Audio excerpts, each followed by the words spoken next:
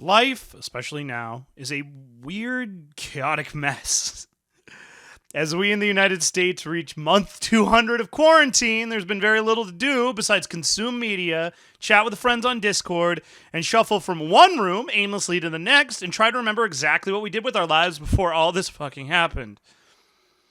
The reason Animal Crossing coming out at the beginning of quarantine was so big, and being as big as it was, and reaching the new audience that it had, it helped remind it. Fuck it! This video's about Yakuza!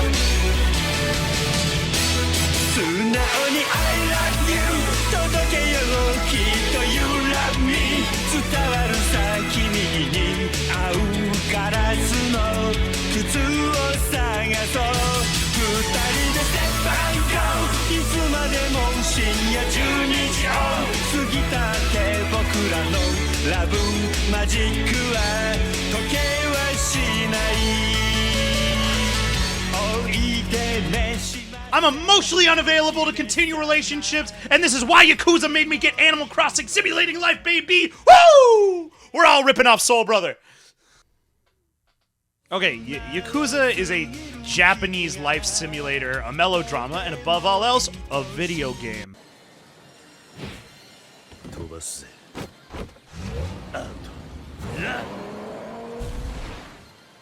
A game where beautiful Japanese men, women, and the children are not beautiful, live their lives under some of the most horrifying and sad circumstances imaginable. Now, if you clicked on this video, either I really nailed the title, of course I did, or you already know what Yakuza is, and you already know that Yakuza is goofy. Yakuza is a series that is so camp that's taken atop a hill with a sniper rifle in a Call of Duty game, running its own summer program while being trained in the military, while running a logging operation, and while also practicing over the summer for Major League Baseball, all while directing 70 hit comedy films starring Big Crosby, Bob Hope, and Dorothy Lamour. Oh, Jesus! In Yakuza, lighting changes. Angles get cut down. You watch the angriest man in the entire world help out the most random people in the strangest ways, entering their life with some of the kindest words mismatched across the most stern face of all time. You watch him race toy stock cars. You watch him go on phone dates. You sing karaoke. You dance your problems away. And above all else, you live your most over-the-top life you can in the side of Yakuza. But above all else, Yakuza is horrifying.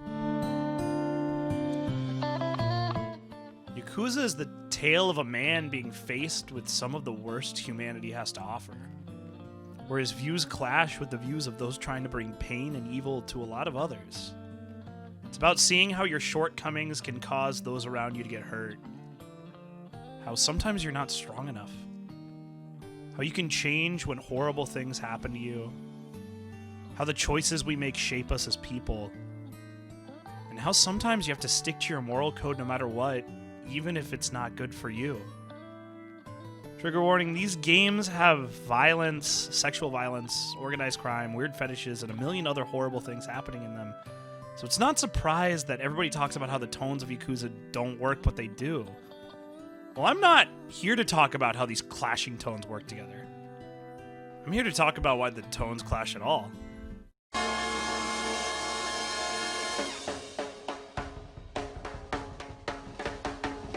Whiplash is a 2014 American drama film written and directed by Damien Chazelle. It depicts the relationship between an ambitious jazz drummer Miles Teller and his abusive bandleader J.K. Simmons, J. Jonah Jameson, at the fictional Schaefer Conservatory, Paul Reiser, and Melissa Benoist co-star. It's like jazz, baby, so what makes Whiplash worth... Wait a minute.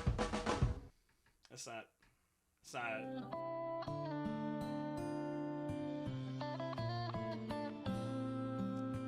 Yakuza is a game series juxtaposing itself over and over and over different tones and ideas. One second you're learning that a girl went blind from human trafficking, and the next minute you're doing drag racing with miniature cars. You're getting expelled from the family and watching your mentor get shot, and then you go on a date at the telephone club. There's this part of Donkey's review that goes like this. It had me, then it lost me. Then it starts reeling me back in. Nope, suitcase. And honestly, I think that's the entire point of what Yakuza is trying to do. It's not exactly trying to lose you, it's trying to show you exactly what real life is like. Look, I didn't get Animal Crossing. Animal Crossing, for those of you who don't know, is a game series where you buy it if you're trying to get a girl to like you. Okay, for real. It's a game series about doing menial tasks to make the coolest island you possibly can with neighbors, money, fishing, bug collecting. It's an incredibly comfy life simulator. And that's very much why I didn't get Animal Crossing until I played Yakuza. I'm the kind of guy that always said Animal Crossing's way too big brain for me. It just never made sense living in that comfortable of a lifestyle. I had a life where my therapist said to me, "Damn, you've been through a lot of trauma," which is the funniest fucking thing I've ever heard a therapist say. Life gets dark. Like, really dark. Like, look, I as a person have been beaten, abused, medicated, and assaulted. Life to me is not some big happy kingdom of make-believe, and while I know unintended when I play a game like Animal Crossing, it just doesn't click to me. This comfy village where your neighbors are all coming to say hello, these beautiful lakes, ponds, and museums are not my immediate thoughts when I think of a life simulator. But there was this moment where I was playing Yakuza 0 when I immediately, after this horrifying scene, decided to go sing some karaoke, and I got it. That's what life is to other people. It's what comfort is to them. When I was in Japan last year for fighting games, I didn't accomplish what I went there to do. I'd been in a car accident 2 weeks before, a meth had broken my house, and I lost the tournament. I was broken, I was devastated, and everything was beginning to feel a little bit too much. I don't really focus on that when I think about my trip to Japan. What I remember is late one night after going out to the One Piece Tokyo Tower with some friends. Afterwards, on a whim, we went and sang karaoke for just an hour. And my God, that hit different. When I think about Yakuza, I don't think about the rivalry that is going to occur between Nishiki and Kiryu. I think about them singing Judgment together. I think about Pocket Circuit Fighter. I think about all the random people that Kiryu interacts with, and the sub-story is the way I keep getting pulled tangentially into other people's stories and paths, and how helping people in the ways that you can is one of the reasons that we all keep going.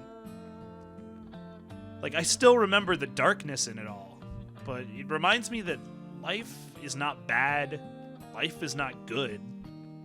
Life is life, bro. Life is a never-ending series of ups and downs, and you know why Yakuza pumps the camp factor up to 11? Because that's how we feel when we sing karaoke.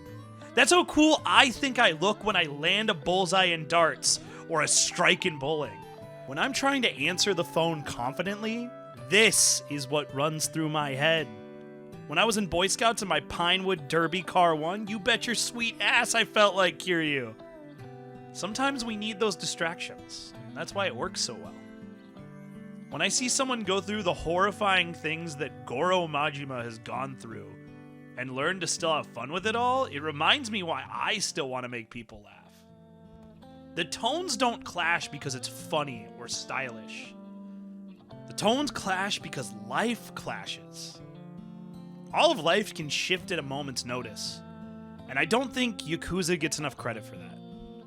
So thank you, Toshihiro Nagashi, for taking what makes life swell and bottling it up for us. Taking these moments where we can feel at our deepest, darkest lowest points and reminding us that sometimes you can just go out for a drink with a friend, indulge in your hobbies, maybe get punched in the face when we need it, and above all else, be alive. More videos whenever the hell I feel like.